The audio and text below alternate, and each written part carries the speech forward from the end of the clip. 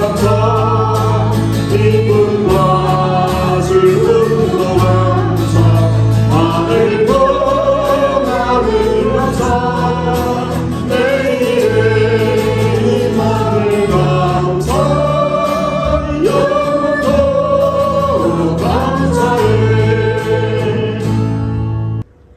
The night before Herod was to bring him to trial, Peter was sleeping between two soldiers, bound with two chains, and sentries stood guard at the entrance. Suddenly an angel of the Lord appeared, and a light shone in the cell. He struck Peter on the side and woke him up. "Quick, get up," he said, and the chains fell off Peter's wrists. Then the angel said to him, "Put on your clothes and sandals." And Peter did so. "Wrap your cloak around you and follow me," the angel told him. Peter followed him out of the prison, but he had no idea what the angel was doing or what was really happening. He thought he was seeing a vision. They passed the first and second guards and came to the iron gate leading to the city. It opened for them by itself, and they went through it. When they had walked the length of one street, suddenly the angel left him. Then Peter came to himself and said, "Now I know without a doubt that the Lord sent his angel and rescued me from Herod's clutches and from everything the Jewish people were anticipating." When this had dawned on him, he went to the house of Mary, the mother of John, also called Mark, where many people had gathered and were praying. Peter knocked at the outer entrance, and a servant girl named Rhoda came to answer the door. When she recognized Peter's voice, she was so overjoyed she ran back without opening it and exclaimed, "Peter is out the door." "You're out of your mind," they told her. When she kept insisting that it was so, they said it must be his angel. But Peter kept on knocking, and when they opened the door and saw him, they were astonished. Peter motioned with his hand for them to be quiet and described how the Lord had brought him out of prison. "Tell James and the brothers about this," he said, and then he left for another place. In the morning, there was no small commotion among the soldiers as to what had become of Peter. After Herod had a thorough search made for him and did not find him, he cross-examined the guards and ordered that they be executed. Then Herod went from Judea to Caesarea and stayed there a while. He had been quarreling with the people of Tyre and Sidon. They now joined together and sought an audience with him. Having secured the support of Blastus, a trusted personal servant of the king, they asked for peace because they depended on the king's country for their food supply. On the appointed day, Herod, wearing his royal robes, sat on his throne and delivered a public address to the people. They shouted, "This is the voice of a God, not of a man." Immediately, because Herod did not give praise to God, an angel of the Lord struck him down, and he was eaten by worms and died. But the word of God continued to increase and spread. These are the words of God. 사도행전 12장 6절부터 24절까지 말씀을 교독으로 읽겠습니다. 제가 먼저 봉독합니다.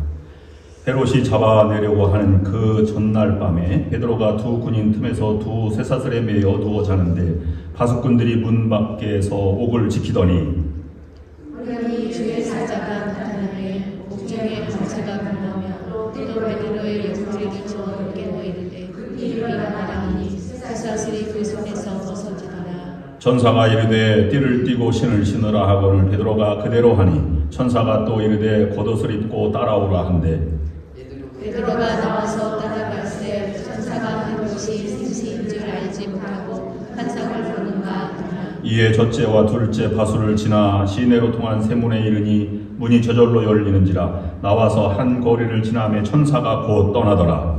이에 베드로가 정신이 들어 이르되 내가 이제야 참으로 주께서 그의 천사를 보내어 나를 헤롯과 유대 백성의 모든 기대에서 벗어나게 하신 줄 알겠노라. 깨닫고 막아라 하는 요한의 어머니 마리아의 집에 가니 여러 사람이 거기에 모여 기도하고 있더라. 베드로가 대문을 두드릴 때로 로데라는 여자아이와 영접하러 나왔다가 베드로의 음성인 줄 알고 기뻐하여 문을 미처 열지 못하고 달려들어가 말하되 베드로가 대문 밖에 섰더라 하니 그들이 말하되 우리가 쫓았다 하나 여자아이는 힘써 말하되 천사말이라 하니 그들이 말하되 그러면 우리의 천사라 하더라. 베드로가 문 두드리기를 그치지 아니하니 그들이 문을 열어 베드로를 보고 놀라는지라. 베드로가 그들에게 손짓하여 조용하게 하고 주께서 자기를 이끌어 옥에서 나오게 하던 일을 말하고 또 야고보와 형제들에게 이 말을 전하라 하고 떠나 다른 곳으로 가니라. 날이 샘에 군인들은 베드로가 어떻게 되었는지 알지 못하여 적지 않게 소동하니 헤롯이 그를 찾아도 보지 못하매 가수꾼들이 그들을 신문하고 죽이라 명하니라. 헤롯이 유대를 떠나 가이사랴로 내려가서 머무니라. 헤롯이 두로와 시돈 사람들을 대단히 노여워하니 그들의 지방이 왕국에서 나는 양식을 먹는 까닭에 한 마음으로 그에게 나와 왕의 침소 맡은 신하 블라스도를 설득하여 화목하기를 청한지라.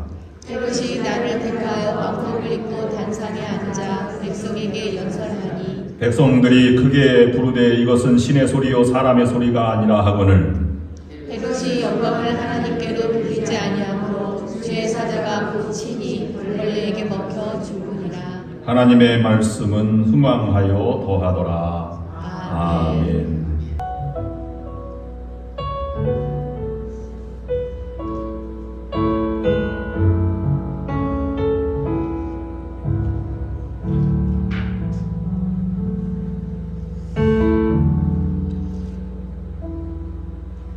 내게 유익하던 것을 다 해로 여기네. 구주 위하여 모두 다 버리네. 것을 잃어버려도 나깝지 않음은 예수를 아는 지식이 가장 고상함이라.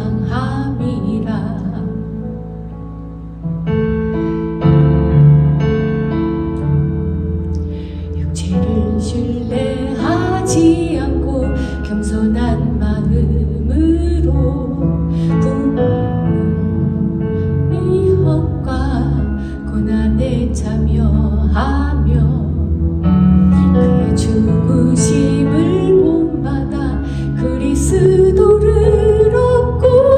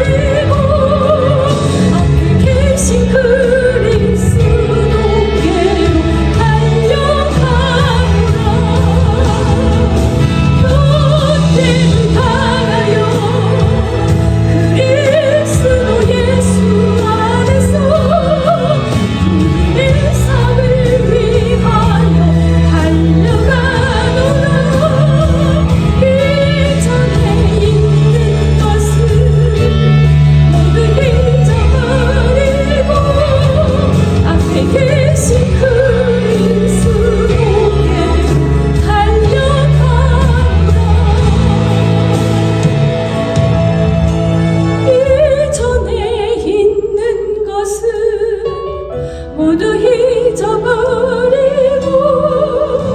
앞에 계신 그리스도께로 달려가노라.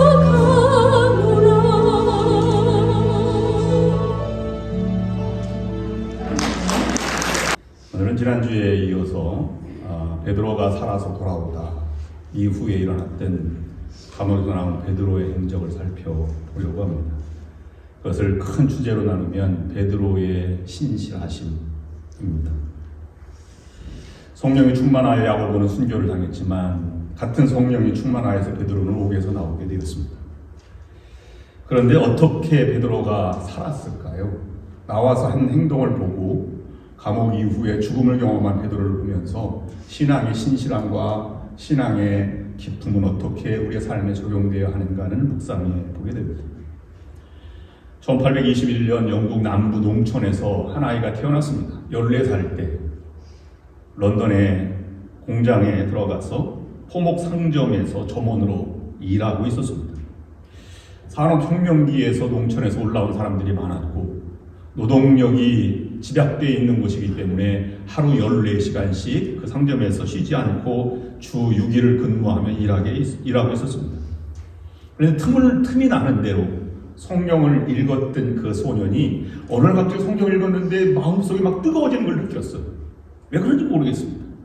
그 말씀이 나에게 평생 주시는 말씀, 레마의 말씀으로 들려오기 시작했습니다.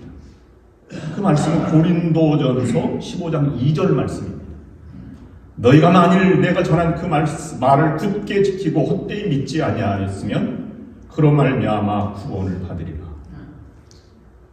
그 말을 굳게 지키고 믿지 아니하였으면 그로 말미암아 헛되이 믿지 않았으면 그로 말미암아 구원을 받으리라. 그 말을 듣는데 정말 내가 구원을 받은 존재이구나. 헛되이 믿지 말아야지. 그리스도가 십자가에 올려 돌아가신 것이 막 마음에 느껴지고 감격스러워졌습니다. 그래서 그는 헛되이 믿지 않고 그 말을 내가 굳게 삶으로 지켜나가야겠다 라고 해서 그 어떻게 지켜나갈까 라고 해서 자기의 경험을 나누었습니다. 그래서 이 주변에 있는 친구들과 함께 나누어서 모임을 갖게 시작하였습니다. 그것이 전 세계로 퍼져나갔던 가장 역사가 오래되고 가장 영향력이 있었던 YMCA가 만들어진 조지 윌리엄 어릴 때의 경험의 이야기입니다. 처음에 모인 인원은 12명이었는데 12명이 교회 자기 친구들이 모인 것이 아닙니다. 장로교 친구 3명, 감리교 친구 3명, 침례교 친구 3명, 성공회 친구 3명, 12명이 모여서 그 조직이 형성해 나아갔고, 그리고 평신도 신앙으로 발전하면서 그럼 어떻게 말씀을 지킬까라고 해서 그들이 표를 3개 적었는데요. 말씀에 평생 실천할 것, 이 3개를 이렇게 적었습니다. 첫째는 잠을 깨우는 시계 종소리가 울리기 시작하여 그 종소리가 끝나기 전에 자리에서 일었습니다. 날마다 아침에 성경을 읽고 묵상하며 시간을 정해놓고 기도한다. 그날 해야 할 일은 반드시 그날 안에 한다. 이것이었습니다. 우리가 돌이켜보면 믿음으로 살아간 사람들이 역사를 이루었고 큰 그러한 시대를 일깨우는 그러한 정신적인 세계뿐만 아니라 모든 것을 이뤄나갔던 하나님의 역사를 써갔던 것을 볼 수 있습니다.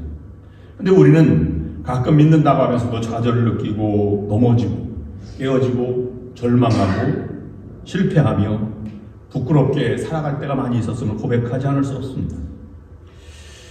변화된 것 같은데 옛사람을 벗어버리지 못하고 살아가는 사람들을 주변에서 너무 많이 보게 됩니다. 그 이유가 헤아릴 수 없이 많이 있겠지만 그 이유 중에 하나는 믿음을 갖고 있지만 그 믿음으로 살지 않기 때문이다 라고 볼 수 있습니다.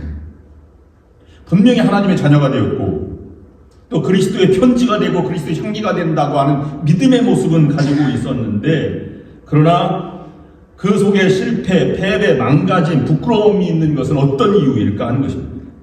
물론 세상이 녹록지 않고 어려운 현실 속에 살아가는 것도 이유일 수 있겠지만 믿음을 가지고 살아가고 있는데도 그 믿음을 나의 삶 속에 적용하고 살아가지 않기 때문입니다. 여러분들은 믿음이 있기 때문에 이 자리에 나와서 예배를 드리고 앉아 있습니다. 어려운 가운데도 하나님께 무릎을 꿇고 기도하는 믿음의 성도들입니다. 그런데 여러분 이것 한번 돌아보시기 바랍니다. 시편 50편 15절 말씀에 보면 이렇습니다. 환난 날에 나를 부르라 내가 너를 건지리니 내가 나를 영화롭게 하리라. 환난 날 하나님을 찾으라 라고 말하고 있습니다. 예레미야 33장 3절 말씀은 너는 내게 부르짖으라 내가 내게 응답하겠고 내가 알지 못하는 크고 비밀한 일을 보이리라. 부르짖으라 라고 말했습니다. 그런데 환난 날에 하나님께 기도하는 것도 당연하고 부르짖는 것도 당연합니다. 왜 부르짖으라고 했을까요? 요한복음 16장 33절 말씀에 보면 이렇게 기록하고 있습니다. 이것을 너희에게 이루는 것은 너희가 내 안에서 평안을 누리게 하려 함이라. 세상에서는 너희가 환난을 당하나 담대하라 내가 세상을 이기었노라 라고 말하고 있습니다. 세상을 이길 힘을 예수님께서 주신다는 것입니다. 그러므로 담대하고 평안하라 이렇게 말하고 있습니다. 걱정하지 말라 내가 도와준다. 이것은 인생을 내가 주관하는 주인이시다 라고 하는 것을 말하고 있는 것입니다. 이걸 바꾸어서 말하면 이렇습니다. 일어서고 행할 때 주님의 능력이 내게 임하는 것입니다. 예수님은 12제자를 파송하거나 복음서에 보면 70명의 제자들을 파송할 때 그는 이렇게 말했습니다. 전대, 돈주머니나 겉옷이나 아무것도 가지지 말라. 전도할 때 하나님이 태워주실 터이니 그것을 믿고 나아가라 이렇게 말씀하고 있습니다. 주님을 위해서 일어설 때 능력을 주시는다 하는 것입니다. 그런데 우리는 우리의 믿음의 상태는 거기까지 나아가지 못하는 것을 볼 수 있습니다. 우리는 능력을 주시고 난 후에 하나님의 일을 하려고 하고 어떤 일을 하려고 합니다. 믿음의 앞뒤가 바뀐 것입니다. 병원을 가서 신방에 보면 이번만 고쳐주시면 나는 평생 주님을 위해서 일하겠습니다 라고 하는 사람들이 얼마나 많이 있는지 모릅니다. 근데 정작 완쾌되고 나아가 보면 주님을 위해서 일하는 사람은 극히 적습니다. 하나님은 여러분들에게 하나님의 무한한 능력과 은혜를 주십니다. 그런데 그 은혜는, 그 능력은 믿음을 가지고 있는 자에게 주시는 것이 아니라 그 가진 믿음을 사용하고 행할 때 그 믿음이 주어진다고 하는 것입니다. 믿음을 가지고 있으면 구원은 받겠지만 믿음으로 살지 않으면 구원받지 않은 사람처럼 살아갈 수밖에 없는 것입니다. 그러므로 믿음으로 살아가는 사람은 자신이 믿음으로 살아가고 있는지 그렇지 않은지 믿음만 가지고 있는지를 되돌아보아야 할 것입니다. 그래서 사도 바울은 그 믿음이 상실되어 가고 있는 고린도 교회에게 고린도후서 13장 5절 말씀에서 이렇게 분명히 말하고 있습니다. 너희는 믿음 안에 있는가 너희 자신을 시험하고 너희 자신을 확증하라. 다른 사람에게 보여줄 수 있을 만큼 분명하게 살아라 라고 말하고 있습니다. 왜 이렇게 장황하게 이 믿음에 대해서 얘기하냐면 죽음을 경험한 베드로가 오늘 감옥에서 살아나온 사람의 감옥에 살아나온 믿음으로 산 베드로의 모습 5가지를 묵상하고자 하기 위해서 이렇게 믿음의 능력을 묵상해 보았습니다. 감옥에서 살아나온 베드로는 5가지의 모습으로 병원에 있었습니다. 첫 번째는 담대함입니다. 이미 언급하였습니다마는 분명한 믿음을 가진 사람은 담대합니다. 어느 순간까지 담대하냐면 죽음의 순간까지도 담대하고 죽음을 경험한 사람은 더욱더 담대하게 세상을 살아간다고 하는 것을 볼 수 있습니다. 그 증거가 6절 말씀입니다. 헤롯이 잡아내려고 하는 그 전날 밤에 베드로가 두 군인 틈에서 두 쇠사슬에 매여 누워 자는데 파수꾼들이 문 밖에서 옥을 지키더라 라고 기록하고 있습니다. 헤롯이 이제는 베드로에게 내일 꺼내서 야고보처럼 순교, 사형, 집행을 할 것이다 라고 하는 것을 계획하고 있었던 것입니다. 헤롯이 잡아내려고 하는 그 전날 밤이라고 하는 말은 그렇습니다. 그럼 베드로는 내일이면 내가 순교당할 것이다, 사형당할 것이다 라고 하는 것을 알았을까요? 알 수 있었을 것입니다. 왜냐하면 야고보도 순교했고 지금 헤롯은 누나의 혈안이 되어서 잡아 가두고 감옥에 가뒀기 때문에 빠른 시일 내에 처단할 것이라고 하는 것을 이미 알고 있었습니다. 즉 베드로는 자신의 삶이 마지막인 것, 얼마 남지 않은 것을 직감하고 있었습니다. 사람은 자신의 죽음을 무의식적으로라도 알 수 있다고 하지 않습니까? 그런데 오늘 본문 보면 내일 죽을 목숨인데 두 군인 사이에서 쇠사슬에 매여 있지만 누워 잤다고 표현하고 있습니다. 여기서 두 군인 사이에 누워졌다는 것은 두 군인 사이에 바로 누워서 편안하게 잠든 모습을 설명하기 위한 것입니다. 잠시 후에 우리가 더 살펴보겠습니다만은 여러분들이 잘 아는 2차 전도여행 때 바울과 실라가 빌립보 지역에 갔을 때 빌립보 감옥에 잡혀 있게 됩니다. 그런데 그것은 빌립보 감옥은 지하 감옥으로서 아주 음습한 곳입니다. 그런데 바울과 실라가 밤중에 찬미하고 하나님을 찬미하고 기도하였다고 했습니다. 기도하고 찬미하였더니 옥문이 열려서 착구에 들어가고 자결하려고 하는 간수의 집에 가서 그에게 세례를 주고 예수 복음을 증거했다고 하는 것을 우리가 이 사도행전을 전하고 있습니다. 그런데 찬미하고 기도하는 것도 위대한 신앙이지만 내일 죽을 목숨인데 두 군인 사이에 누워 편히 잠을 자고 있다는 것은 더 놀라운 일입니다. 믿음을 자기의 삶을 전적으로 맡기지 않으면 그렇게 살 수 없을 것입니다. 이것을 담대함이라고 말하는 것입니다. 기도하면서 같은 기도를 하면서 하나님 불응답하여 주시옵소서, 이 고난의 그 터널을 통과하게 하여 주옵소서 라고 기도하면서 그 기도하지만 의심하고 두려움에 휩싸여 있다면 하나님께서 그 믿음의 능력을 발휘하지 못할 것입니다. 주실 줄로 믿고 행하는 가운데 능력이 행하는 것입니다. 베드로가 잠을 자고 있었다는 것은 그 담대한 믿음을 지금 베드로가 경험하고 살아가고 있다는 것을 우리에게 보여주고 있는 것입니다. 성경에서 말하는 가장 큰 적은 두려움입니다. 그리고 가장 큰 은혜의 선물은 담대함입니다. 성경에 제일 많이 나오는 단어는 두려워하지 말라는 단어인데 몇 번 등장하냐면 365번 등장한다. 어느 신학자가 이렇게 조사를 한 적이 있었습니다. 매일같이 하루도 빼지 말고 두려워하지 말라고 하는 것입니다. 여러분, 두려움 때문에 하나님의 음성이 들리지 않고 두려움 때문에 마음이 졸이며 두려움 때문에 또 병에 걸리기도 하고 화를 내기도 하고 또는 다른 사람을 미워하기도 합니다. 다 본능의 두려움의 반증인 것입니다. 그러므로 인생의 최대의 적도 두려움입니다. 그래서 주님이 원하시는 것은 담대함인데 왜 담대하냐 하면 주님이 궁극적으로 원하는 것은 담대함을 지나서 평안함을 가진 것입니다. 그러므로 내가 평안을 너에게 주느니 평안하라, 내가 세상을 이겼노라 라고 하는 것입니다. 베드로의 담대한 믿음은 그러면 왜 그 담대한 믿음 가지고 평안함을 어떤 상태에서 얻어질 수 있을까라고 생각해 보게 됩니다. 그것은 하나님을 사랑함으로써 얻어지는 믿음이 바로 담대함입니다. 요한복음 21장 보면 예수님이 베드로에게 디베라 바닷가에 찾아와서 이렇게 묻습니다.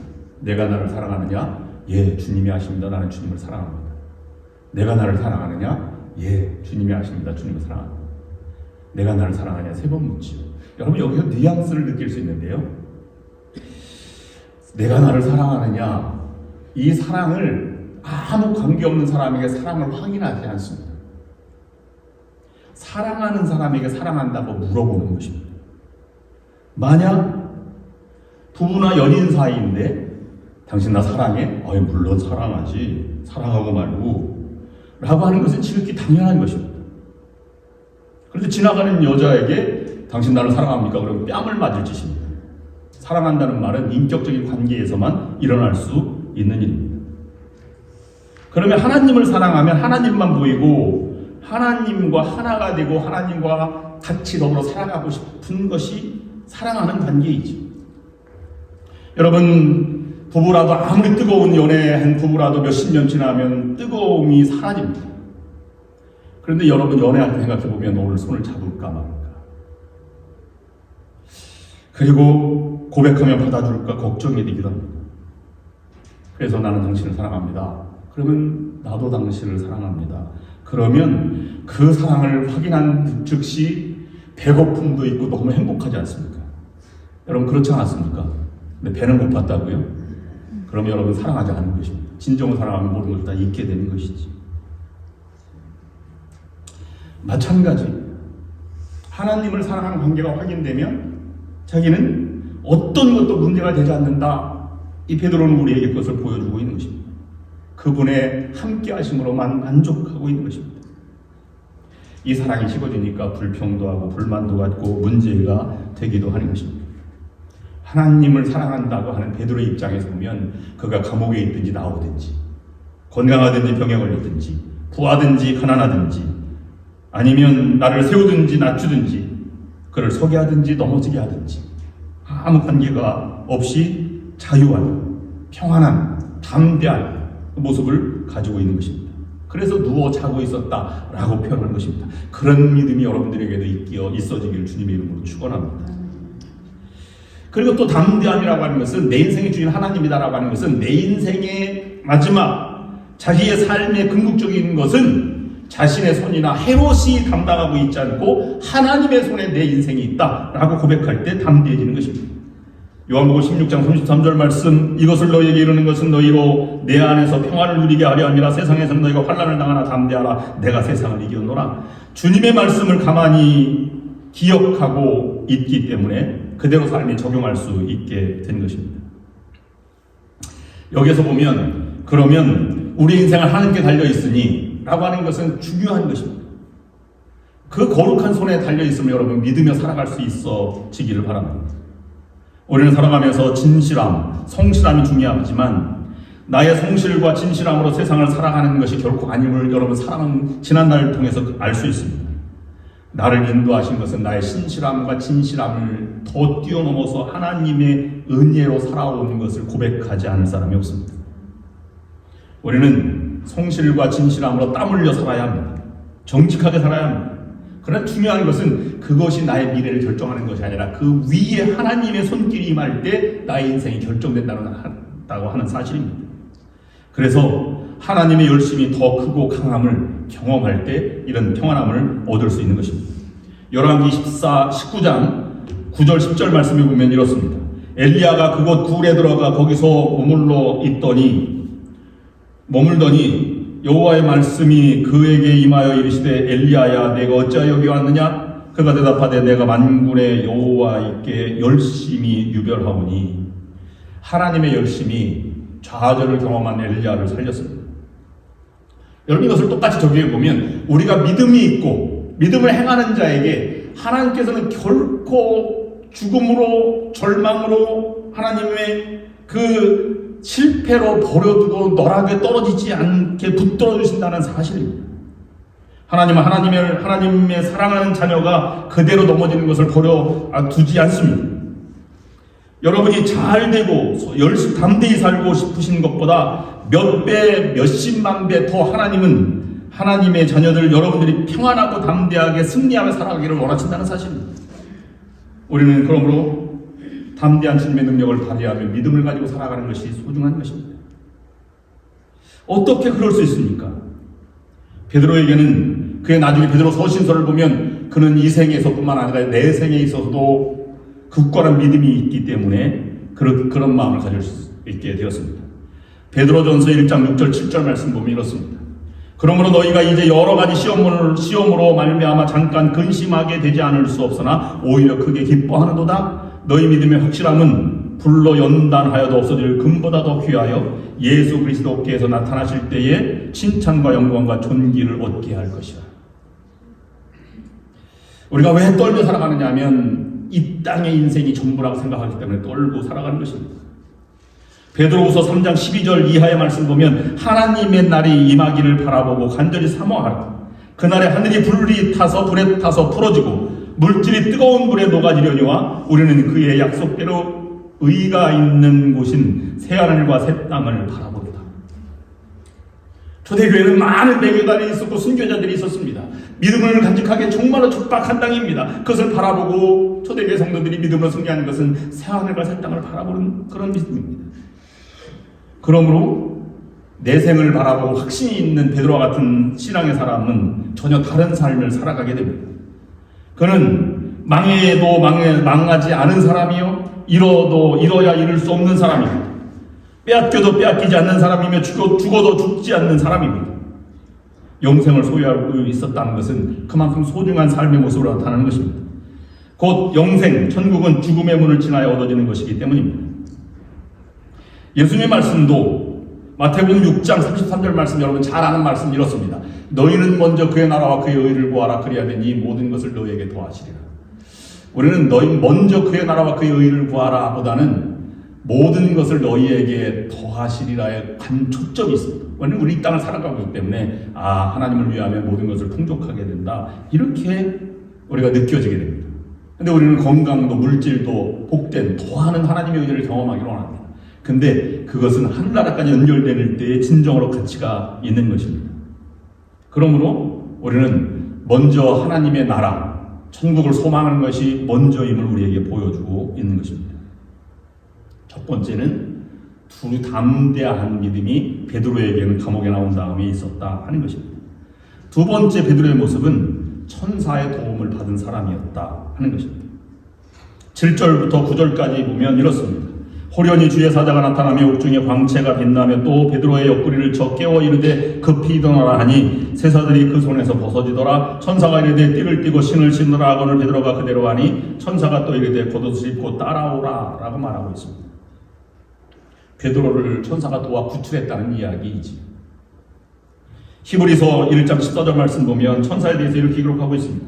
모든 천사들은 섬기는 영으로서 구원받을 상속자들을 위하여 섬기라고 보내심이 아니냐. 천사가 성도들을 돕는다 하는 것입니다. 하나님의 도움을 천사들을 통해서 사람에게 나타나 그들을 돕는다. 성경은 그렇게 말하고 있습니다.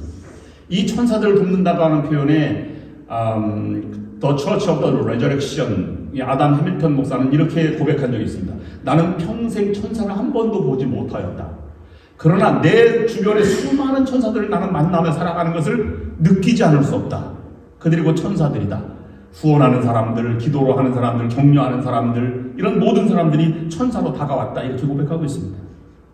성경에 보면 천사들이 도왔던 사람들을 무수히 기록하고 있는데 요약해 보면 이렇습니다. 천사는 도울 만한 사람을 돕지 그냥 돕지 않는다는 사실입니다. 하나님의 뜻을 행하는 사람을 돕습니다. 하나님의 영광 돌리는 사람을 돕습니다. 베드로와 고넬료처럼 기도하는 사람을 천사를 통해서 돕습니다. 예수님을 찾는 사람을 막달라 마리아처럼 천사들이 돕습니다. 하나님의 이 일에 쓰임받는 사람 마리아와 요셉과 같은 사람을 천사들 가브리엘 천사가 나타나서 돕습니다. 우리들도 천사의 도움을 받는 사람이 되어야 합니다. 천사가 어디 있습니까? 본 적이 없습니다. 이렇게 말할 필요가 없습니다. 나는 믿지 못하겠노라 라고 말할 필요도 없습니다. 하나님의 일을 하는 자에게 하나님 반드시 돕는 자를 통해서 하나님의 일을 완성해 나가도록 초청해 주신다는 것입니다. 그것을 오늘 본문에서는 보여주고 있는 것입니다. 세 번째, 베드로는 즉시 순종하였다는 것입니다. 18절 19절 말씀 보면 나리샘의 군인들은 베드로가 어떻게 되었는지 알지 못하여 적지 않게 소동하니 헤롯이 그를 찾아도 보지 못하며 파수꾼들을 신문하고 죽이라 명하니라. 헤롯이 유대를 떠나 가이사라로 내려가서 머무니라 라고 말하고 있습니다. 탈옥한 것을 알고 헤롯이 군인들을 풀어서 잡으려고 하였습니다. 그러나 찾지 못했습니다. 그런데 베드로는 하나님의 인도하심을 따라 기도하는 작은 마가 요한의 어머니 집에 찾아가고 있는 것입니다. 그럼 도망해서 숨어도 부족할 판에 그것으로 가서 자신의 행한 일을 증거하고 그것을 떠났다 본문을 기록하고 있습니다. 하나님의 말씀에 순종한 것입니다. 하나님의 일을 행하고 있는 것을 보여주고 있는 것입니다.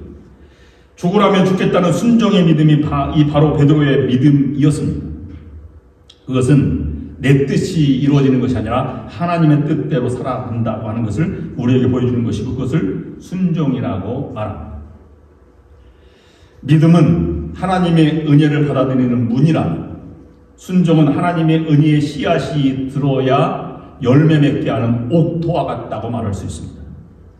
하나님의 은혜를 날마다 받으면서도 열매가 없는 허망한 삶을 살아가고 있다면 우리는 우리의 삶의 순종이라고 하는 것을 행하고 있는 옥토가 없기 때문입니다.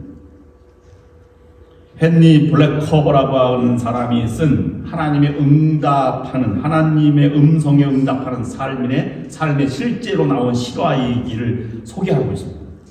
미국에서 이 거리와 자기 집 앞에 이렇게 드라이브웨이가 함께 공유하지 않습니까? 6살 난 남자아이 개구장이 아이가 있었습니다.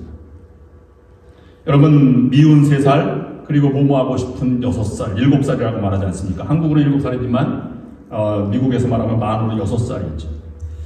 소파에 앉아 밖을 보고 있는데 아이가 뛰어나가는 모습을 보았습니다. 불길한 예감이 들어서 아빠가 문을 열고 이렇게 했습니다. 얘야! 차 보고 다녀라. 차가 지나간다. 그날따라 차가 많은 것을 보았습니다.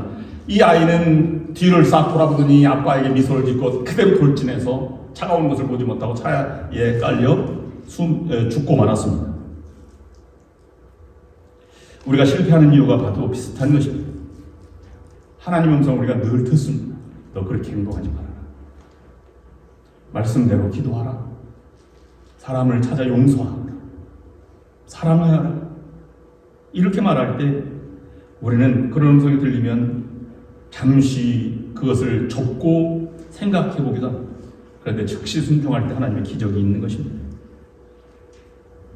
하나님은 우리의 삶이 구원받은 삶으로만 만족하지 않습니다. 열매를 맺으며 살아가기를 소망하십니다. 그래서 복의 통로로 세우기를 원하십니다. 그것은 내 마음에 옥토처럼 받아들일 수 있는 마음이 있을 때 하나님은 사용하는 것입니다. 아브라함은 복의 근원이 되기 위해서 하나님께서 내 외아들 이삭을 바쳐라 하는 것도 순종했습니다. 여러분, 요셉의 이야기를 보면 요셉이 팔려나가서 얼마나 많은 고통을 겪습니까? 모든 인생을 통해서 갈기갈기 찢어지고 옷을 하나씩 벗겨나 가시는 하나님의 그 일을 경험하지 못하는 그 순간에도 순종하고 훈련했기 때문에 그것을 통과했습니다. 예수님도 마지막 죽음의 순간까지도 모든 것을 다 하나님께 맡겨서 모든 민족의 뛰어나신 구원의 주가 되었습니다. 네 번째로 베드로는 은혜를 나누었다는 것입니다. 요즘 다니엘 기도의 발성을 제가 듣는 가운데 늘 반복되는 것, 다니엘 기도회를 왜 했을까? 그 영상으로 듣는 게 어떤 차이일까? 이렇게 늘 생각하는 경우도 많이 있습니다. 근데 다니엘 기도회가 실시간으로 지금 떠요. 그러면 회원교이기 때문에 뜨면 그것을 아침에 나가서 들을 수가 없습니다. 근데 나중에 한 3시간 정도 이게 진행이 되거든요. 근데 그 나중에 이제 설교만 듣거나 아니면 찬양을 듣거나 이렇게 하는데 공통적인 게 하나 있는데요. 많은 사람들, 제가 감동받은 건 남경필 지사의 그 마약 퇴치 운동의 모습을 보면서 내가 많은 감동을 하였습니다. 전 같은 수원 출신이고 그다음에 하나 후배이고 이렇기 때문에 제가 개인적으로는 안면은 없지만 같은 지역에서 같이 살았기 때문에 관심이 있었습니다. 근데 그것을 보면 각종 하나님의 간증거리를 써가 간증하는 모습들을 보게 됩니다. 야, 그렇구나. 그래서 거기 다니엘 기도의 목적이 뭐냐면 당신들도 하나님의 은혜의 간증을 써가라입니다. 그것을 보면서 베드로는 17절 말씀에 보면 이렇게 기록하고 있습니다. 베드로가 그들에게 손짓하여 조용히 하게 하고 주께서 자기를 이끌어 옥에서 나오게 하던 일을 말하고 또 야고보와 형제들에게 이 말을 전하라 하고 떠나 다른 곳으로 가니라. 우리 같으면 도망가기에 바빴는데 그는 도망가지 않고 기도하는 무리에 가서 하나님의 은혜를 증거하였습니다. 내가 이 하나님의 은혜로 살아왔다 라고 해서 도망간 것이 아니라 본문에 보면 구체적으로 기록하고 있는 것을 볼 수 있습니다. 천사가 내 옆구리를 쳐서 깨워서 내가 일어나봤더니 옥문이 열려있고 등등 자세하게 말하는 것입니다. 여러분, 작은 은혜를 경험하고 작은 은혜를 나누는 것을 자랑이라고 말합니다. 아들을 낳았고 아들이 학교에 잘 들어갔다. 이건 작은 은혜입니다. 그래서 떡을 돌리거나 선물을 주게 되지. 그런데 죽음을 살린 큰 은혜는 간증거리가 됩니다. 시편에 보면 이 다윗의 간증이 얼마나 크고 놀라운지 알 수 없습니다. 다윗은 간증을 너무 큰 하나님의 은혜를 보아서 여호와는 나의 목자시니 생명을 주관자요 아름다운 산과 강과 바다와 동식 식물들과 창조주신 하나님의 은혜의 손길을 경험하는 것을 이 간증하는 것을 볼 수 있습니다. 우리도 큰 하나님의 은혜를 경험하는 우리들이 되어야 할 것입니다. 마지막 5번째 베드로는 겸손하였다 하는 것입니다. 겸손했다는 말을 제가 다른 말로 제 언어로 오늘로 언어로 바꾸어서 말하면 베드로에게 적용해 보면 화내지 않았다는 것입니다. 흥분하지 않았다. 여러분, 은혜를 받은 후 조심하라는 말이 있지요. 정말로 큰 은혜를 받으면 여러분 조심하게 됩니다. 왜냐하면 그 하나님의 크신 경험을 가지고 있기 때문에 그렇습니다. 작은 은혜를 받고 살아간 사람이 들어와서 은혜가 떨어졌다, 교회가 냉랭하다 이렇게 해서 교회가 시험이 드는 경우가 많이 있는데요. 작은 은혜이기 때문에 그렇습니다. 베드로는 내가 자고 있는데 나도 모르게 천사가 깨워서 일어났더니 창고가 열리고 옥문이 쇠문이 열려서 나아갔는데 나갔다 보니까 천사들이 사라져버렸습니다. 그래서 옥문은 저절로 열렸는데요. 자기가 간증하려고 이 마가 요한의 어머니 마리아의 집에 요한의 어머니 집에 가서 문을 두셨는데 안 열리는 거예요. 여러분, 한두 번 열리지 않으면 화가 나지 않겠습니까? 열려라! 이렇게 야단치지도 않았습니다. 흥분하지 않았습니다. 나올 때까지 계속 문을 두드렸습니다. 로데라고 하는 종이 와서 이 문을 열어라 라고 하는 소리가 베드로 소리인 줄 알고 깜짝 놀라서 문도 안 열어보고 다시 제자들에 갔습니다. 그랬더니 베드로가 왔습니다. 그랬더니 베드로 무슨 소리냐? 베드로가 아니다. 진짜입니다. 그랬더니 베드로가 아니라 그의 유령인가 천사인가 이렇게 얘기하는 그 상황이 얼마나 길었는지 여러분 생각해 보시기 바랍니다. 그런데 이 베드로는 그 사이에 계속 두드리고 열릴 때까지 두드렸다고 하는 것입니다. 정말로 위대한 사람은 받아들일 때까지 준비하고 있는 것입니다. 그래서 받아들였을 때 야단치지 않았습니다. 들어가서 조용히 하라고 얘기하고 자신이 있는 모든 것을 경험해서 얘기해 줄 뿐입니다. 그렇습니다. 베드로는 화내지 않고 겸손한 모습은 마치 예수님을 닮았습니다. 십자가에 달려 돌아가시면서까지도 용서를 구하는 스데반과 같은 죽으면서까지 용서하는 그런 모습을 닮았습니다. 이것을 우리는 겸손이라고 말하고 있는 것입니다. 믿음이 하나님의 은혜를 받아들이는 분이요, 순종이 하나님의 은혜의 열매가 풍성하게 열리는 옥토와 같다면 겸손은 풍성한 열매를 거두어 담는 바구니와 같은 것입니다. 믿음과 순종과 겸손은 항상 함께 있어야 할 그리스도인의 외적인 모습입니다. 여러분, 믿음도 있고 순종도 있지만 겸손이 없다면 열매가 잘 거둬들이지 않는 것입니다. 포장하는 것이 중요한데 감추는 것이죠, 겸손은. 대신 교만하다고 하는 것은 꼭꼭 숨어라 머리카락에 보인다와 같은 의미입니다. 작은 숨기려고 해도 숨기지 않는 부분을 교만이라고 말합니다. 여러분, 과일을 이렇게 따보면 시골에서 과수원 같으면 포도송이도 이렇게 종이에 싸고 그 다음에 배도 사과도 이렇게 봉투에 싸지 않습니까?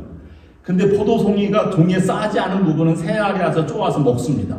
외형적으로 나온 것이니까 그렇습니다. 겸손하게 고기를 숙이지 않으면 마지막 열매를 하나님이 거두시지 못한다고 하는 것입니다. 그러면 하나님을 모르는 헤롯의 모습을 한번 살펴보겠습니다. 헤롯은 하나님을 모르는 자처럼 살았습니다. 성경에 보면 헤롯이 세 종류의 헤롯이 나오는데요. 헤롯 대제라고 말하는 헤롯은 예수님이 탄생할 때 예수님의 12살 아이를 죽이려고 했던 헤롯을 헤롯 대제라고 말하고요. 그 다음에 세례 요한을 죽인 자는 헤롯 1세, 헤롯 아그리파 1세 또는 헤롯 안티파스라고 불립니다. 오늘 말씀은 야고보를 죽인 세례 요한을 죽인 사람이 아니라 그 이후에 야고보를 죽인 초대교회의 헤롯 아그리파 2세입니다. 그는 주님을 영접하지 않았기 때문에 오늘 죽음을 여기서 얘기하는데 충이 먹어 죽었다 이렇게 기록하고 있습니다. 하나님께 영광을 돌리지 않았다는 것입니다. 충이 먹었다는 것은 고대 시대에 어떻게 벌레가 먹어서 죽었다는 거 어떻게 알겠습니까? 자기도 모르게 병이 들어서 살이 썩어 들어가거나 문드러져서 기능을 상실해 죽었다라고 역사가들은 해석을 합니다. 그래서 하나님의 영광을 돌리지 않았다고 말합니다. 대신 베드로가 그렇게 변해서 5가지로 변한 모습으로 살아갔더니 24절 말씀은 결론을 이렇게 말하고 있는 것입니다. 하나님의 말씀은 흥흥하여 더하더라. 결국 베드로의 승리이고 말씀을 가지고 살아간 담대한 믿음의 소유자가 승리한 것입니다. 여러분들도 여러분이 승리하는 것이 아니라 여러분이 역사하시는 하나님의 믿음의 능력, 말씀이 여러분들 가운데 살아계셔서 승리하게 될 줄로 믿습니다. 때때로 넘어져 묶여져도 쓰러져도 두려워하지 마십시오. 담대하게 일어설 수 있기를 바랍니다. 하나님이 은혜를 주시거든 그 은혜를 혼자 누리지 마시고 5,000명이나 먹였던 역사처럼 다른 많은 사람들 살리는 일에 사용될 수 있기를 바랍니다. 베드로와 같이 쓰임받는 성도 여러분들이 될 수 있기를 주님의 이름으로 축원합니다. 기도하겠습니다. 오늘 거룩한 주님의 전에 나와 예배드리고 우리의 삶의 현장으로 나아갑니다.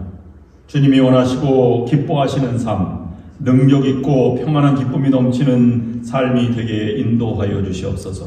이제 우리 구주 예수 그리스도의 구원하시는 은혜와 전능하신 하나님 아버지의 그 극진하신 사랑하심과 우리 언제나 동행하셔서 힘과 용기를 주시는 성령의 역사 인도 교통하심이 예배를 마치고 나아가는 모든 성도들 위에와 저들의 가정과 하는 모든 일 위에 그리고 우리 좋은 연합감리교회 위에 지금부터 영원토록 함께하옵시기를 간절히 축원하옵나이다. 아멘.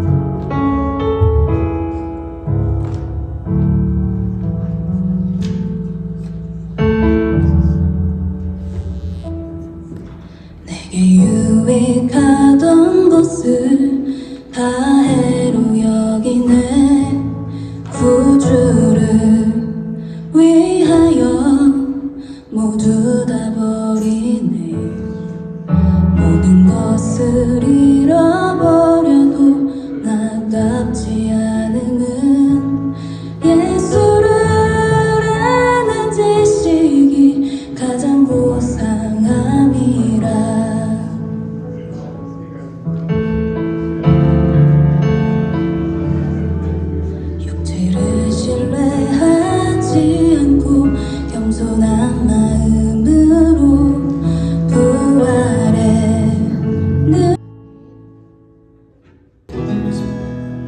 주께 두 손 모으나니 그 시는 정말